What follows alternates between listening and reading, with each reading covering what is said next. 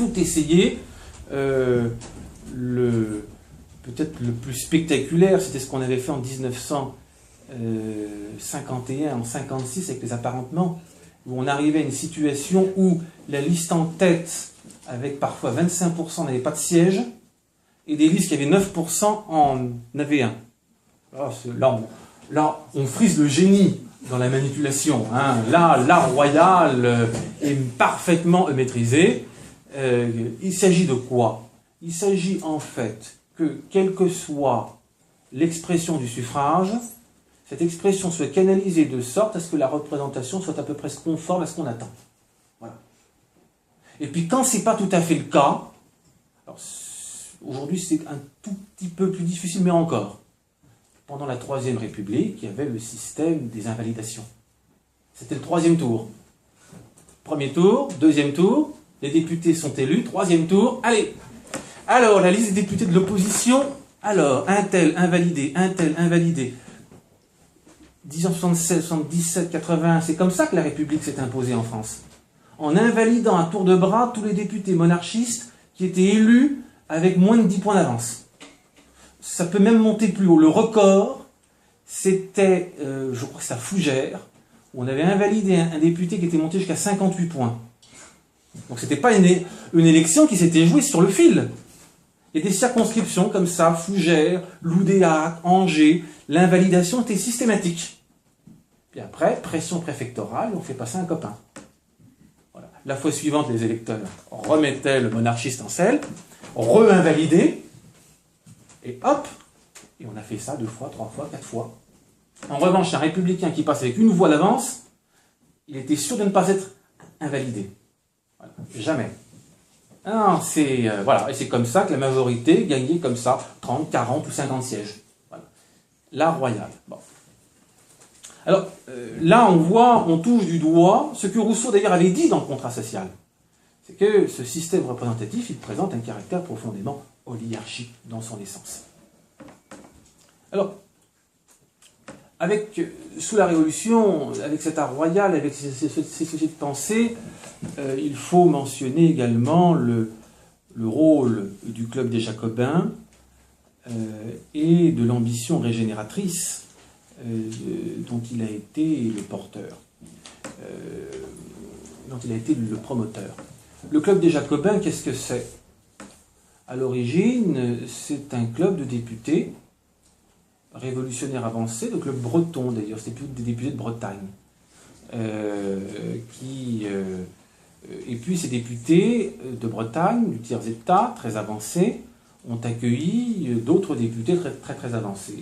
Et à l'origine, c'est une sorte de groupe parlementaire, où on se répartit le travail, où l'on définit la stratégie. Bien. Et puis, ça a été bientôt un réseau de sociétés affiliées, et donc un puissant moyen de manipulation de l'opinion. J'ai constaté ça à plusieurs reprises en étudiant les archives parlementaires. Avant chaque coup de force, avant chaque mouvement un peu brusque, le 10 août, le 31 mai, 93, lors de l'élimination des Girondins, avant chaque mouvement, on assiste à une préparation psychologique de l'opinion par le biais des sociétés affiliées. Le club a donné des consignes, faites remonter à l'Assemblée des pétitions, demandant telle et telle chose. Voilà. Alors le 10 août, nous demandons la déchéance du roi. Le 31 mai, nous demandons l'élimination des Girondins. En août-septembre 93, on recommence. On vient d'élaborer, alors là c'est même tout à fait génial, on vient d'élaborer une constitution. La constitution a été ratifiée par référendum. Les gens ont voté.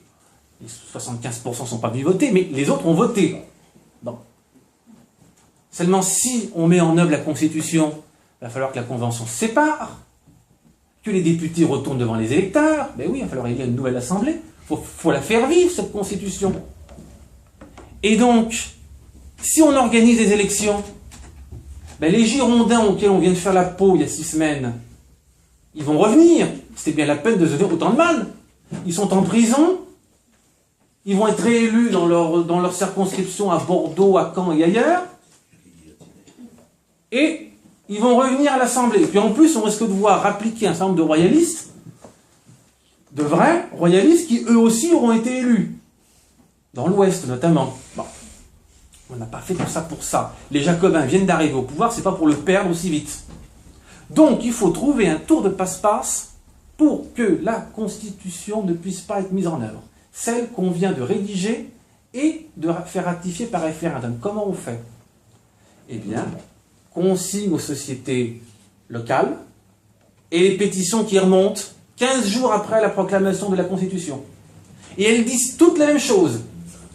À Angers, à Abbeville, à Saint-Céré, toutes les mêmes choses. Que la montagne reste à son poste. Oh, ils ne disent pas ne mettez pas en œuvre la Constitution. Non, quand même. Que la montagne reste à son poste, virgule, et notre triomphe est assuré. On retrouve ça partout. Et alors évidemment, à chaque fois, c'est la société populaire qui prend la parole. Mais elle ne dit pas la société populaire composée de machin, truc et bidule demande que. Non. La société populaire d'Angers, elle dit le peuple d'Angers. Ou la société populaire et les citoyens d'Angers. D'ailleurs, c'est pas complètement faux. Puisque dans le discours révolutionnaire, le peuple, ce sont les militants révolutionnaires. Les autres, c'est pas le peuple, c'est les ennemis du peuple. Donc effectivement, le peuple. La seule chose, c'est que sur 30 000 habitants, ils sont 30. Voilà. Mais à 30, ils sont le peuple. Voilà. Donc, le peuple demande que... Alors, le peuple d'Angers, le peuple d'Abbeville, le peuple de Villefranche, le Raguet, le peuple, etc., etc. Et ça arrive. Le peuple réclame que... Et donc, à partir de cette manipulation de l'opinion, on n'a pas les sondages à l'époque, alors on fait les moyens du bord. Les sociétés affiliées. Eh bien, on crée un mouvement d'opinion artificielle avec quelques centaines de pétitions. Et avec ce mouvement, on justifie le coup de force qui est prévu depuis le départ, mais qui fait mine de s'appuyer sur une demande populaire. Alors, on l'a fait le 10 août pour la déchéance du roi. On l'a fait le 31 mai, le 2 juin pour l'élimination des Girondins. Et on le fait le 10 octobre pour la suspension de la Constitution et l'établissement du gouvernement révolutionnaire. Voilà. Alors,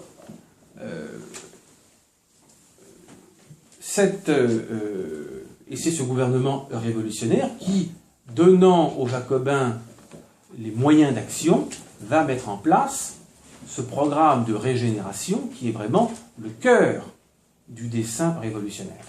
C'est-à-dire faire naître un monde nouveau, régénérer la France, ça on en parle depuis 89, tout le monde en parle, et régénérer l'homme pour rendre cet homme compatible avec ce monde nouveau. Voilà. Faire un homme qui soit compatible. Voilà.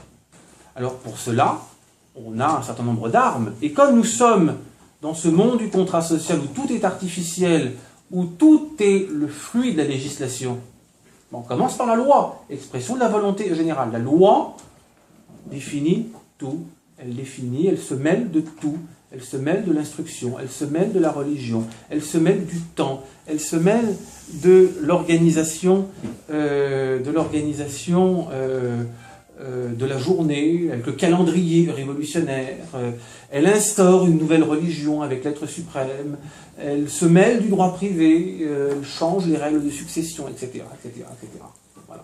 Alors, et puis, la loi, elle est là aussi pour éliminer tous ceux qui ne sont pas régénérables. Et ils sont nombreux, ils sont même de plus en plus nombreux. Plus la révolution se radicalise, moins elle a d'assises populaires, et moins elle a d'assises populaires, plus elle est violente pour s'imposer. Et donc, plus la liste de ceux qu'il faut éliminer sont nombreux. Voilà. Et ça donne la terreur. Alors, cette ambition régénératrice, elle a été portée à son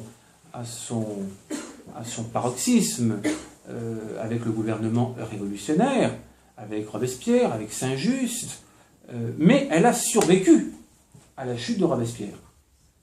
Après la chute de Robespierre, sous le directoire, sous le consulat, l'idée de la régénération est toujours là. La religion civile, elle est toujours là. Le calendrier républicain, il est toujours là. L'instrumentalisation des fêtes, de l'instruction, du calendrier, de la religion pour régénérer l'homme est toujours là sous le directoire. Sous le consulat, on se servira du code civil pour régénérer. Voilà. Ce qu'a très bien expliqué Xavier Martin dans Mythologie du Code Napoléon. Et puis, ce dessein régénérateur, eh bien, depuis 89, il ressurgit ponctuellement, par époque, au commencement de la Troisième République, et jusqu'à la République radicale, jusqu'à la guerre de 14. Cette ambition est fortement marquée. Et puis on la retrouve depuis quelques années. Et il suffit pour s'en convaincre, pour se convaincre du regain de vitalité inquiétant de ces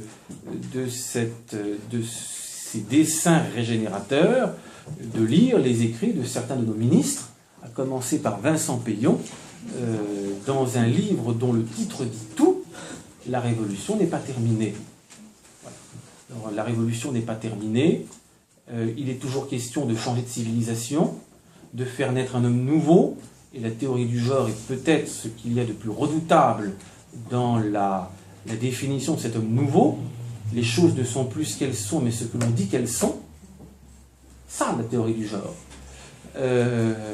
Et face à cette ambition totalitaire, eh bien, nous avons le devoir de résister, de défendre et de promouvoir ces principes non négociables du droit naturel.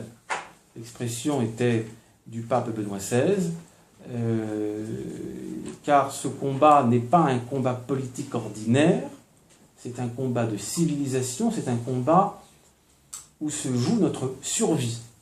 Voilà. C'est un combat où se joue la conservation de ce qui tient encore debout face à une véritable entreprise de démolition, de destruction. Voilà. Alors, me tournant vers les plus jeunes, je leur dirais, vous êtes le sel de la terre, et c'est à vous de porter le fer. Voilà. Je vous remercie.